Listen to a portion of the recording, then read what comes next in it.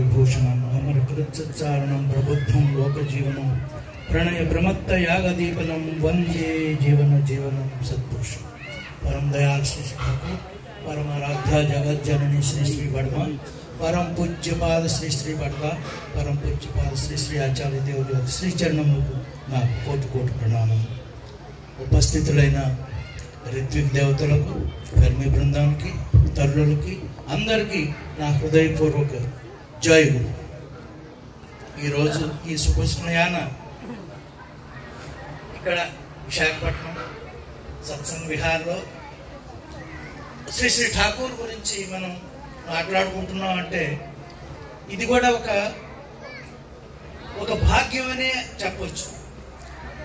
నేను ఒక విషయం అందరికీ చెప్తాను, చాలా గర్వంగా చెప్తాను. ఏంటి అంటే స్వయం నారాయణే నా గురువు కాబట్టి నేను ఇంతకంటే భాగ్యం నాకు ఇంకేంటి అని నేను పదే పదే చెప్తూ ఉంటాను.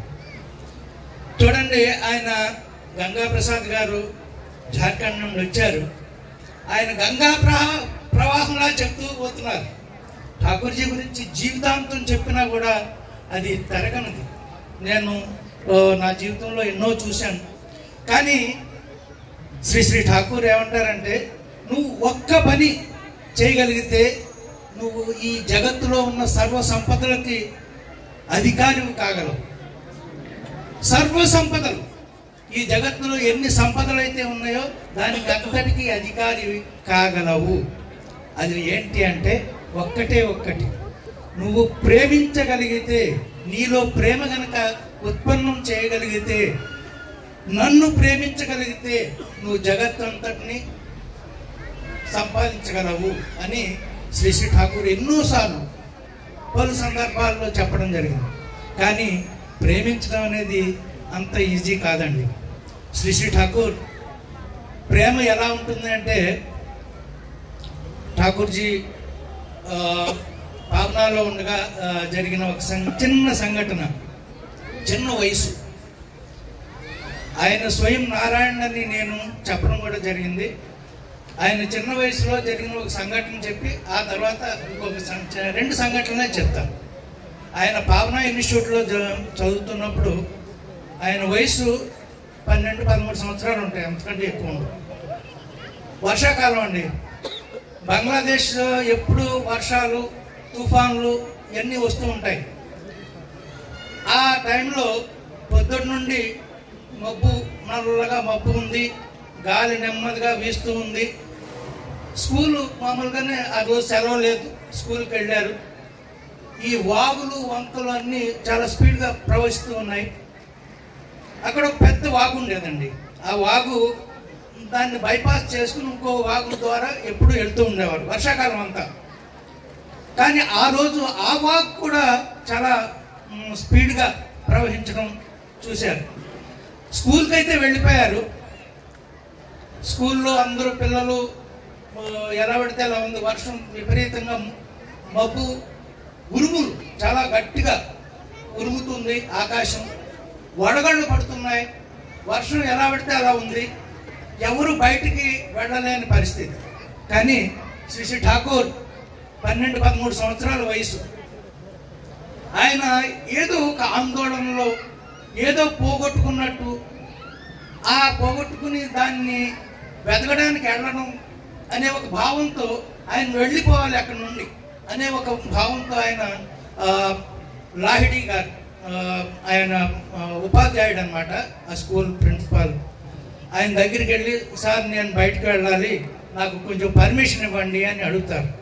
అరే బయట చూడు, వాతావరణం, మబ్బులు, వడగళ్ళు పడుతున్నాయి, ఇంత పెద్ద గాలి కూడా దగ్గర 60-80 కిలోమీటర్ల గాలి స్పీడ్లో వీస్తూ ఉంది. ఇటువంటి వాతావరణంలో నువ్వు ఎలా వెళ్తావు? నువ్వు వెళ్తే నువ్వు చిన్నపిల్లవాడు, పద్ధతి కాదు, మంచిది కాదు, నువ్వు ఇక్కడే ఉండంటే ఆయన బ్రతిములు ఆడుకుని ఆయన వెళ్ళడానికి రెడీ అయ్యారు. అప్పుడు లాహిడి గారు ఏమనుకున్నారంటే పాపం ఇతనికి కడుపులో ఏదో గడిబడిగా ఉంటుంటుంది, 1-2 వెళ్ళాలి కాబట్టి మనం ఏం చెప్పలేం, సర్లే అని పర్మిషన్ ఇస్తారు. ఠాకూర్జీ వెంటనే పుస్తకాలు పట్టుకుని బయటికి పరుగున వెళ్తూ ఉంటారు. ఏ డైరెక్షన్లో అంటే ఏ వాగైతే మహా విపరీతమైన స్పీడ్లో, మీరు హరిద్వార్లో గంగా నది ఎలా ప్రవహిస్తుందో అంత స్పీడ్లో ప్రవహిస్తూ ఉంటుంది. అప్పుడు ఆయన అక్కడికి వెళ్ళి చూసేప్పటికీ అక్కడ ఒక ముసలాయన, ఒక ముస్లిం ఓల్డ్ మ్యాన్, పాపం అస్థిపంజరం లాంటి ఒక శరీరం, ఆ ప్రవాహ ధాటికి తట్టుకోలేక, వాగు దాటలేక పడిపోతే ఆయన ప్రవాహంలో వెళ్ళిపోతూ ఉంటాడు. వెళ్ళిపోతూ అతను అల్లా నన్ను రక్షించండి, అల్లా నన్ను రక్షించండి అని ఆయన ఉర్దూలో అరుస్తూ ఉంటాడు. ఠాకూర్జీ అదే సమయానికి అక్కడికి చేరుకుని ఆ ముసలాయన్ని పట్టుకుని బయటికి లాక్కొచ్చి, చూడండి ఇది నేను ఎందుకు చెప్తున్నాను అంటే, ప్రవాహంలో నుండి ఒక మనిషిని తీసుకురావాలంటే మహా బలశాలులే అంత ఈజీ కాదు. కాబట్టి మనం ఆలోచించాలి. ఠాకూర్జీ ఆ చిన్న వయసులోనే అంత పరాక్రమమైన ఒక పనిని చేయగలిగారు అంటే ఆయన ఎవరో మనం ఊహించుకోవచ్చు. ఆ మనిషిని ఆ వాగులో నుండి, ఆ ప్రవాహంలో నుండి పట్టుకుని తీసుకుని వచ్చి భుజం మీద వేసుకుని మోసుకుని ఒక దగ్గరలో ఉన్న ఒక గుడిసె దగ్గరికి తీసుకెళ్ళి ఆయన పడుకోబెట్టి, అక్కడ పక్కన పుల్లలుంటే, కర్ముక్కలుంటే దాన్ని వెలిగించి ఆ మనిషికి ఆ చలి నుండి దూరం చేసి అతను అన్ని బాగైన తర్వాత ఆయన అక్కడ నుండి బయలుదేరి వస్తారు. అంటే చూడండి, యువర్ అంటే sound of your call must reach me, అంటే మన యొక్క సౌండ్, పిలిచే సౌండ్ ఏదైతే ఉందో ఆయన దగ్గరికి చేరితే ఆటోమేటిక్ ఆయన మనం రక్షించడానికి వస్తారనేది ఇది వాస్తవం.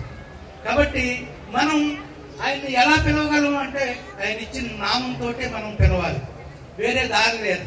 సుబ్బారావు అనే పిలుస్తారు, వెంకట్రావు అని పిలవరు. కాబట్టి ఠాకూర్జీ నా పేరు ఇది అని ఆయన నామం ఇచ్చినప్పుడు ఆ నామంతో ఆయన్ని పిలిస్తే ఎటువంటి పరిస్థితిలో ఉన్నా కూడా మనం రక్షింపబడతాం, మనం రక్షిస్తాం. ఇది గ్యారంటీ నేను ఇవ్వగలను. ఇంకొక చిన్న ఇన్సిడెంట్ ఏంటంటే,